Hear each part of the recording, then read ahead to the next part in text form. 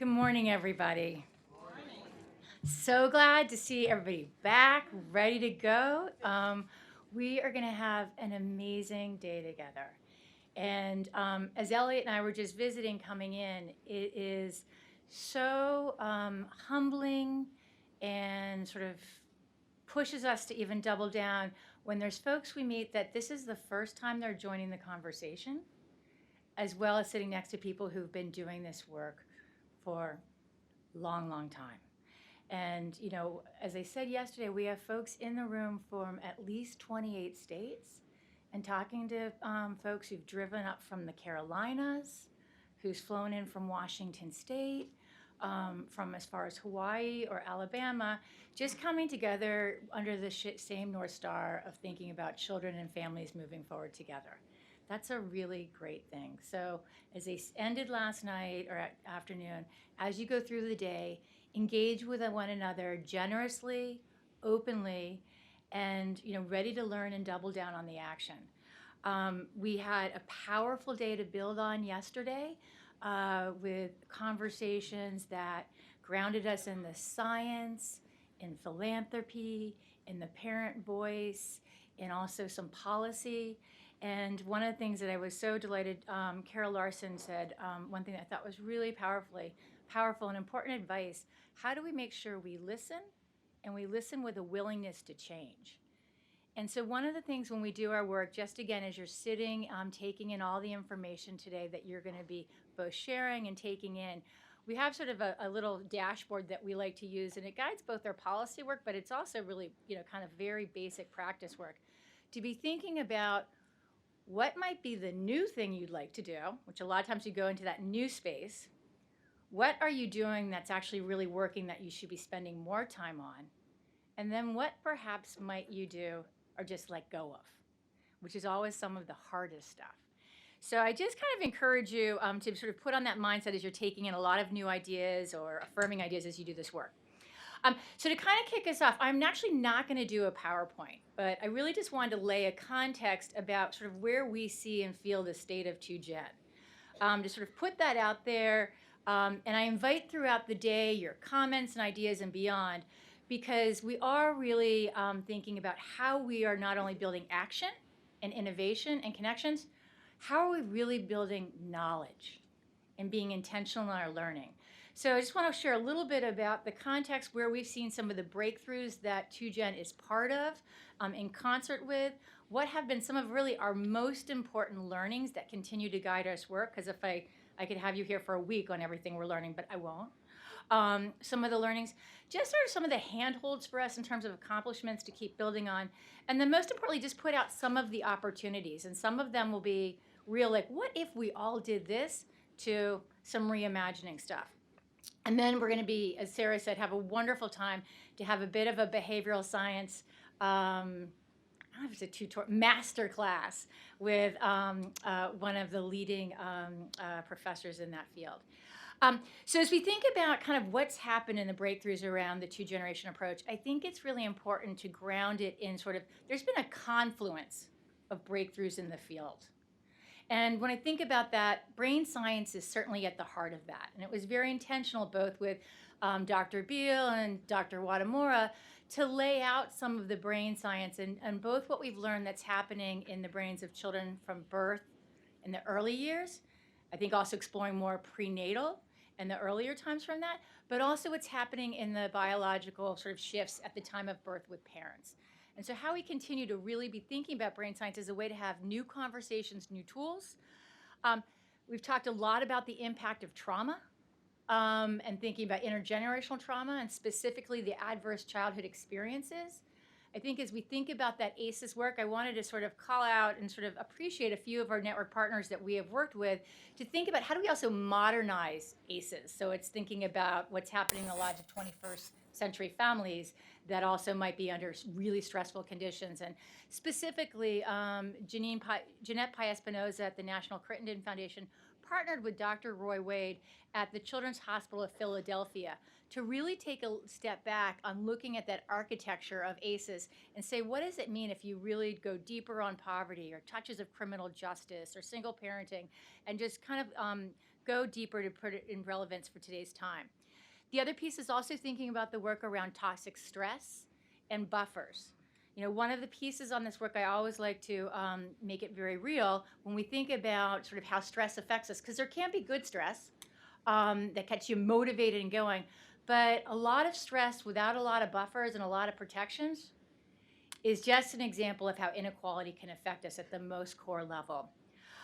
The third piece, or the fourth piece I wanted to share, and Dr. Besser from the Robert Wood Johnson Foundation talked about it in his remarks, as well as many of you, but sort of the growing awareness and the shift in thinking about social determinants of health. And when we think about health and well-being, that so much about health and well-being is not necessarily that medical intervention. It really might be where you live, what's your job, what's your access to healthy food, much more upstream. And there's a piece that I wanted to kind of pull out to, I think it's a little provocative, and I'm actually pulling from Sarah Wadamura. But a lot of times we talk about social determinants of health, which is a new way of talking, and especially in the health field, about intersecting with housing and poverty folks, it's really about structural determinants of health. And really thinking about what are some of the structures and the systems upstream that affect all of those kind of cascading effects that come down to children, parents, and families. And the last thing I think that has been really important, and behind all of these things, of course, we have troves of research and data trying to collect that as the hub, and many of you have been contributing this, but is how we also think about always building the return on investment argument. And I think it's something, there's definitely a moral imperative to the work we're doing, and it's core at sort of the heart of what this country can and should and wants to be. But when we think about this, the success of the early childhood field, that was very, very strategic by many, from folks from economists to educators, to think about for every dollar invested in early childhood, what is the return, which can be different estimates around 7 to 13%. And Dr. Heckman, who was actually with us from University of Chicago, a nice Nobel laureate, always good to have one on your team. He was with us at the Aspen Forum for Children and Families 2 years ago, and he had just released his research that also looked at some of the life cycle research that even had higher return on investment if you went deeper and more intentionally, and also really brought in health and were more intentional with parents and extended families. So I just think as we're doing this work, it's always really important for us to be thinking about the return on investment as we're making the case for scale and for resources. So the only other part that I wanted to kind of just put on the table as we're thinking about, because the two-generation approach is part of this. No one body of work stands in isolation. It's really how do they come together in kind of concert to make a difference. And so the only other part, which we actually didn't talk about yesterday, but I want to keep it front and center, is when Ascend started in 2012, it was in the kind of the final kind of, not the worst, but in response some ways to the Great Recession. And when we think about where we were in sort of 2009 especially, with record highs on unemployment and a different stock market and just a different mindset, one of the gifts of that, I always say, from the Great Recession, it made everybody a little bit more humble. Everybody felt a little more insecure, and that could bring us together to build something durable going forward. And I think it's just really, really important for us, while there's never all the resources we want, that we're not operating in scarcity. We have had over, I think it's like 100 months of continued economic and job growth. It's not the full picture because you've got workforce participation and other ways that we see challenges in the economy. But we have a strong economy. We still have a strong stock market. And if we're not making the right investments now, shame on us. And if we're not making the right case to think about public-private partnerships, and I'll talk about this a little bit later because reimagining kind of workforce and post-secondary is high on our list when you think about making sure parents reach their career aspirations, not just a job that's not going anywhere. And when we think about just even the workforce lever, we spend about $3 billion in the Workforce Innovation and Opportunity Act. We spend $30 billion in Pell Grants, and corporations spend about $500 billion in education and training programs. What would it look like to put that money out there in an entirely different way that might say we need to be thinking about workforce and family support so that we're having this generation, the next, go forward? So I just wanted to make sure sometimes, in the nonprofit world, we are working hard, everybody needs more resources, but to really think a little bigger about the case we make about why these investments are so important. So now thinking a little bit about some of our learnings. On some of our learnings, I wanted to highlight a couple about sort of 5 areas. And the first, it's really sort of at the heart, and it came out throughout the panels, but certainly the one moderated by Raquel Hatter. But when we think about the power of parents, and if you really start with connecting with parents, you're going to have a grounded, richer, more real conversation. And I mean, I don't think it's sort of common sense, but a lot of times it isn't common practice. And so, when we started our work at Ascend back in 2010, 2011, really in the planning phase, we had very deliberate conversation, focus groups, listening to parents, mothers and fathers, different family structures across race and class, but with a very strong orientation for those up to 200% of the federal poverty level.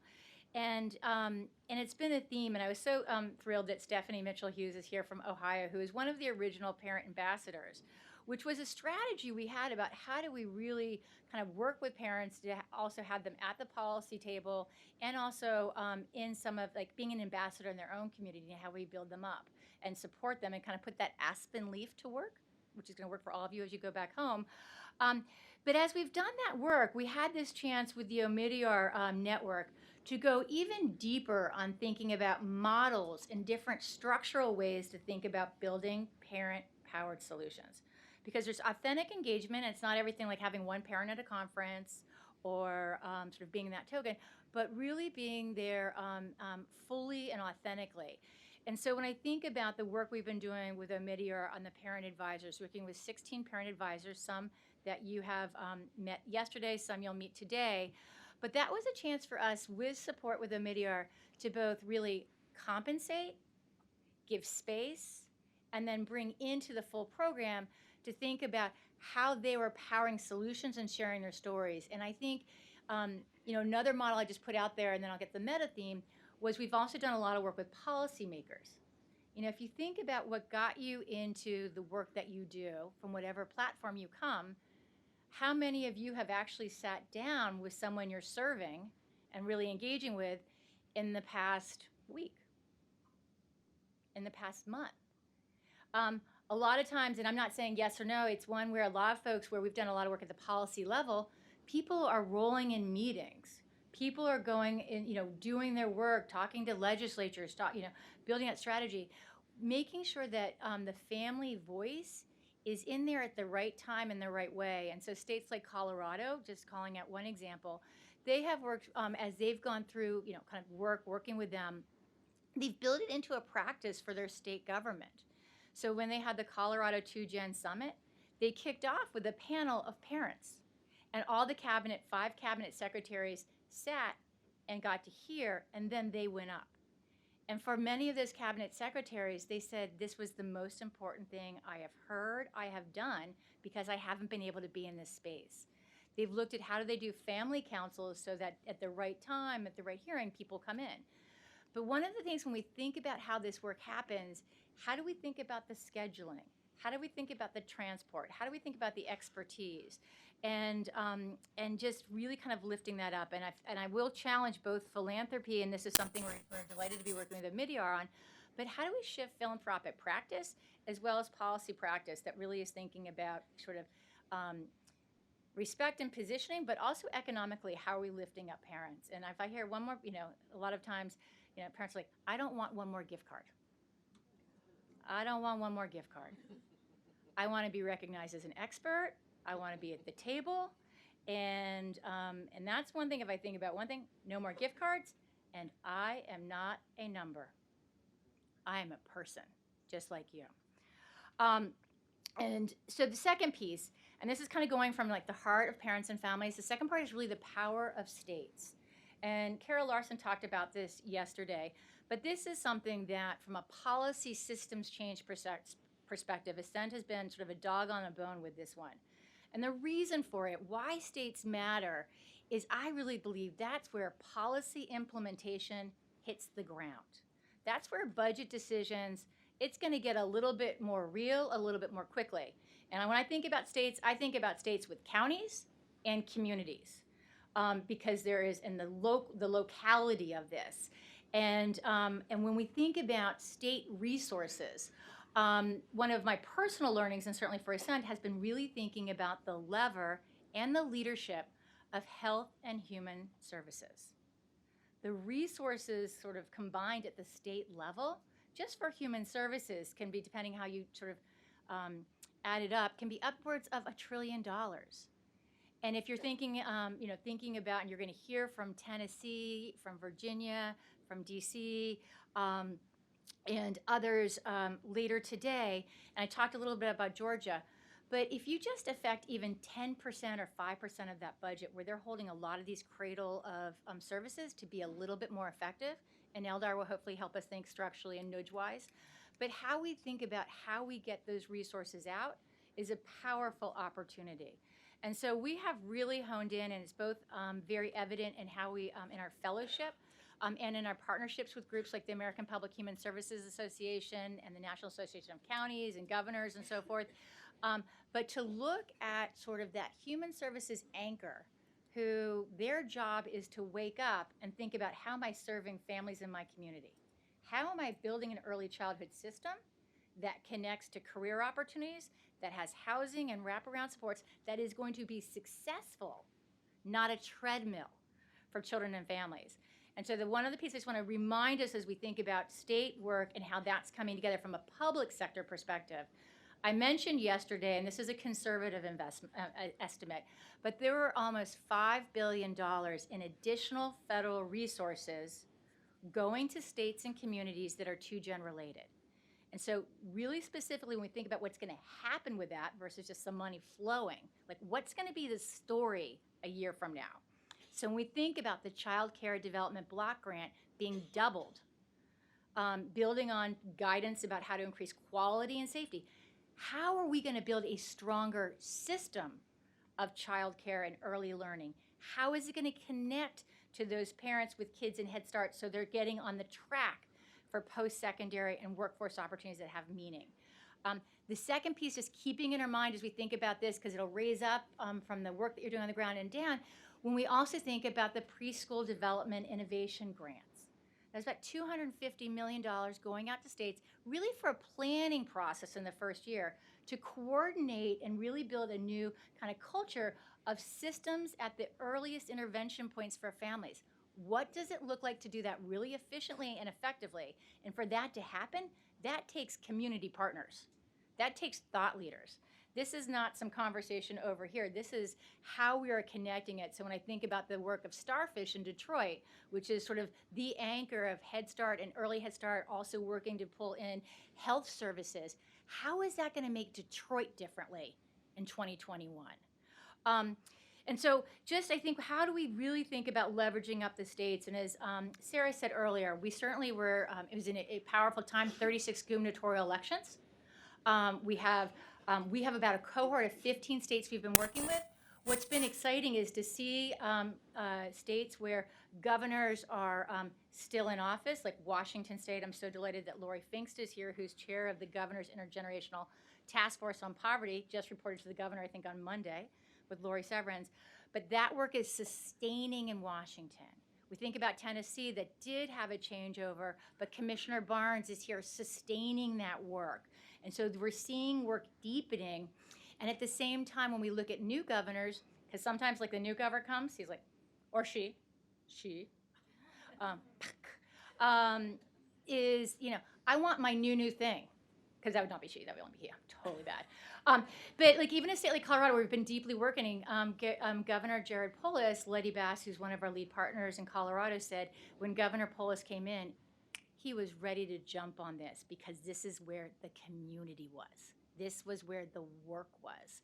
And we've gotten calls from states, whether it's Illinois, Wisconsin, Iowa, where new folks are all saying, hey, I want to think about this because it's looking at how to have better outcomes, and it is about streamlining services.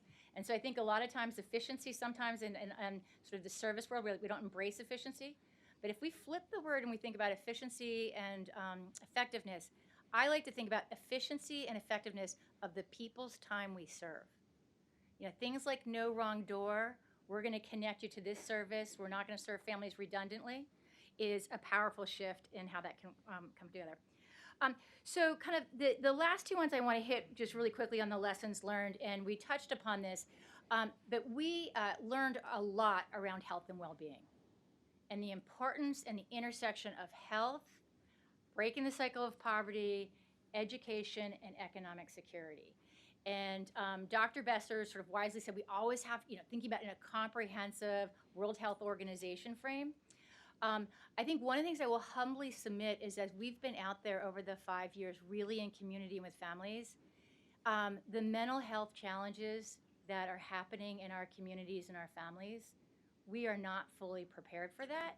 And how we think about everything from stigma to services to support to strength. And the great news is we have strategies. We know there are times to intervene, like right at time of birth or different services. But this is something, how do we shift our kind of culture and really fully wrap that part in to the work? And it obviously is connected to the toxic stress and the trauma that I talked about earlier. But I wanted to be kind of pointed about that because I think it is something that is the next level of work where there's a lot of really exciting work, whether it's Darius Tandon's work that he's leading out of Northwestern on mothers and babies, or Megan Smith at Moms Partnership or Nurse Family Partnership. We have solutions, but how are we thinking about how that can work?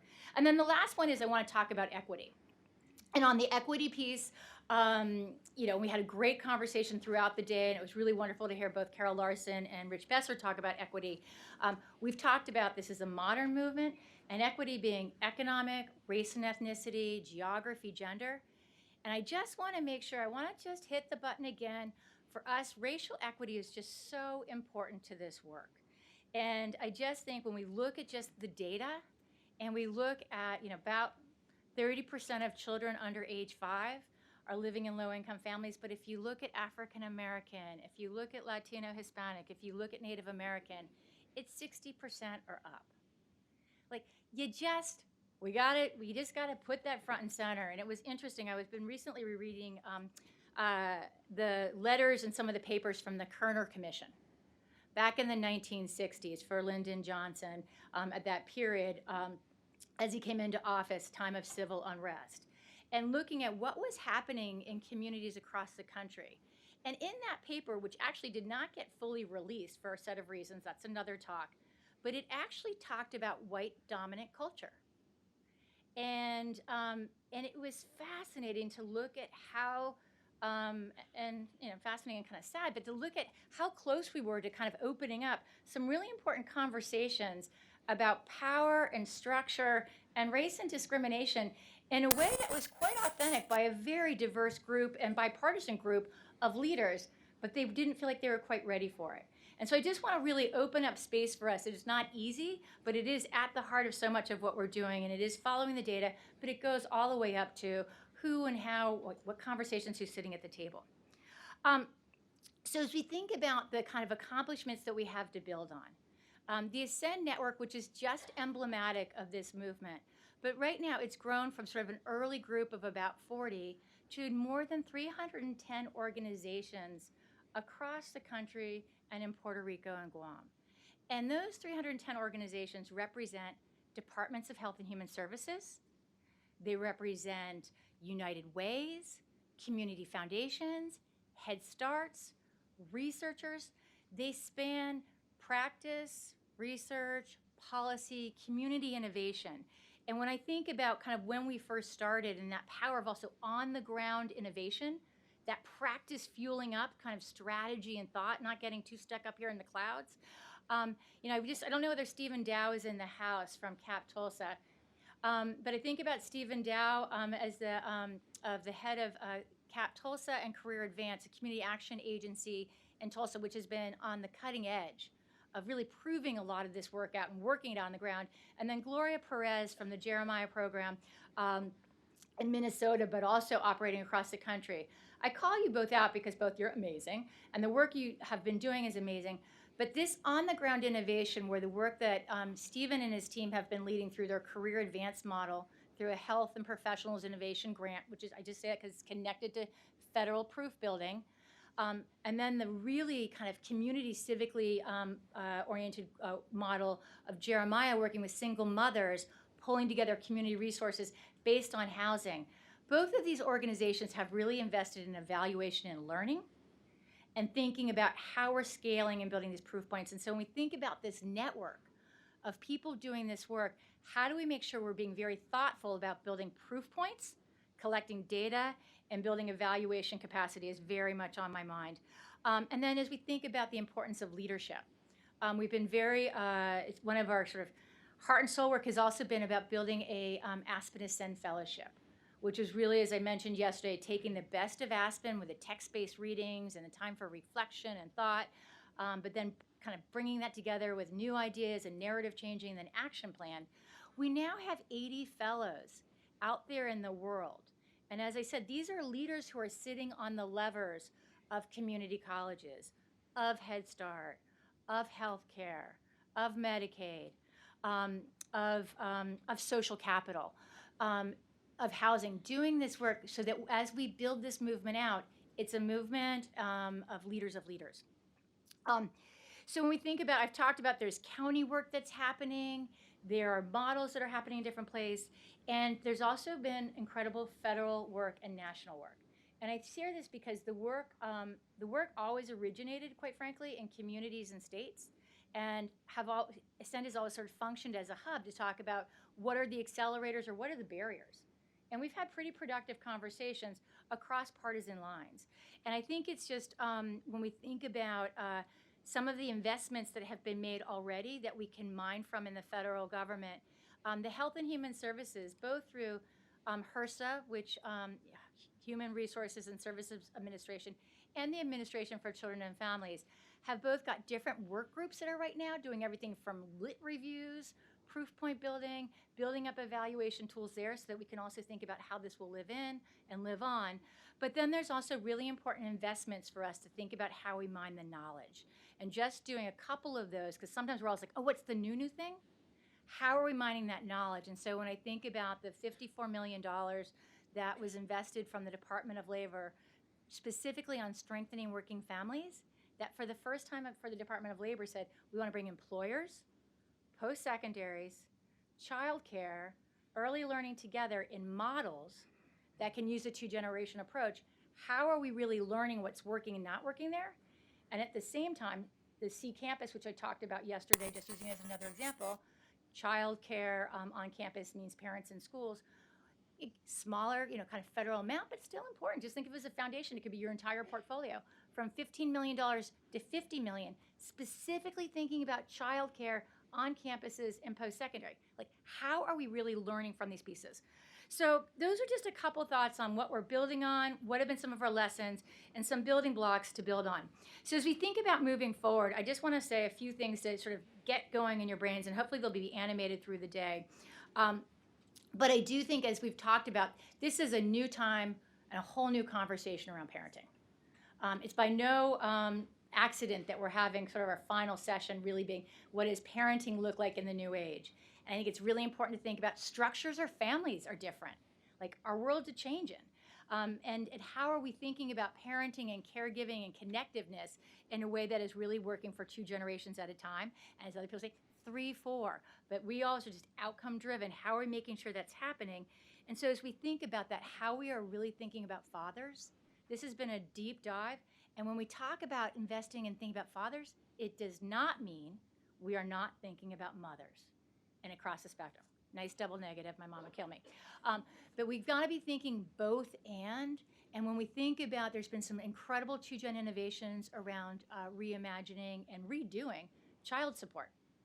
Originally child enforcement, probably one of the most ineffective programs if you either want to get money to a family or also build a family or build a father. But just flipping the script on rethinking child support to have it be, let's think about connecting father with child as the first biological relationship. Do that at the time for that father. Many times he may not have had a father in his life. Bring him together with other fathers. Talk about parenting, building those skills. At the same time, connecting that to job training or reconnecting. So you're setting fathers up for success at the same time as they're connecting with their children. Because as we all know, when you get that mutual motivation sweet spot, that's when things start to come alive. So I do think the lever of child support and fatherhood is a big opportunity for us as well. When we think about workforce and post-secondary, this conversation is cracking open. I do think, WIOA and thinking about public workforce centers, that's an opportunity we haven't totally cracked. There's some interesting models, but the target populations they have are single parents, opportunity youth, of which, anywhere from 25% to 30% young parents are that population. How are we targeting it? And they're just, from a little bit of work from the Urban Institute, sometimes, I'm taking this, it's not like completely accurate for everything, but up to 40% of folks coming through workforce programs are parents. So if you think about just, you can spend the money a little bit differently, but there's also low-hanging fruit. How do you design your workforce center so when it looks a little bit friendlier, there might be a place for children to play, you might be near a bus stop, you might have different hours, you might just ask a different question. And one of the things I think it's just also another lesson, as we talked about, like the no gift card, if you hear anything today, is also the importance of when you're working with a family to start with the question of what is your goal? What are your goals for yourself and your family? You would be surprised at how often that is not asked and how that is not built off going forward. So those are just a few of the things. On the one other thing I want to just put out there on the health part is federal guidance was passed in 2016 that made it possible for at child well-being visits for child to be screened and mom to be screened and for referrals to happen, all paid by Medicaid, all in one sort of strategy. What would it look like if we had that moment that in all of our communities that we were doing screenings, but not just referrals, but to treatment and supports from mothers and fathers where it's possible, but if we worked out the kinks to make that happen? That is something that is doable. It's great to have the American Academy of Pediatrics, groups like Reach Out and Read. Many of our fellows are working on that. But to really rethink how we're doing that early moment and screening to support, to services, to home visiting, and structuring some of those pieces there, because that is actually quite doable. That is doable, and we have the guidance. So lots of other opportunities. You're going to hear more about them coming up. But the last thing I just wanted to say is we're living in a time where we've got the two-gen approach. We're also looking at a new culture and time for family support policy. And we've got momentum going around things like paid family leave, around thinking about structures and conditions and minimum wage, things that really are going to move families forward. This two-gen movement and that family prosperity agenda need to come together side by side, moving it forward. And it's a different kind of climate right now when we think about people opening up. In Congress right now, we have 120 Congress members that have school-age kids. We're going to keep driving for different leadership, different ideas, and bringing the voices in. And if you need anything to think about for the year of 2020, this was something we got from actually a very conservative Republican pollster, but it's just data. But he pointed out at a forum earlier that basically when you look at those that didn't vote in 2016, which was highest numbers of people turning out and voting, only one state did not have a dramatic increase in voter turnout, that 45 million folks with high school degrees or less did not vote. 25 million with some college degree did not vote. That is 70 million. When you look at the numbers for those with bachelor's degree and advanced degrees, that's 17 million. The conversation for anybody running for anything is how are you working for parents and families that are going to be moving up on economic mobility. You all have the answers. You've got the communities. You are those leaders. This is something everybody needs to pay attention to.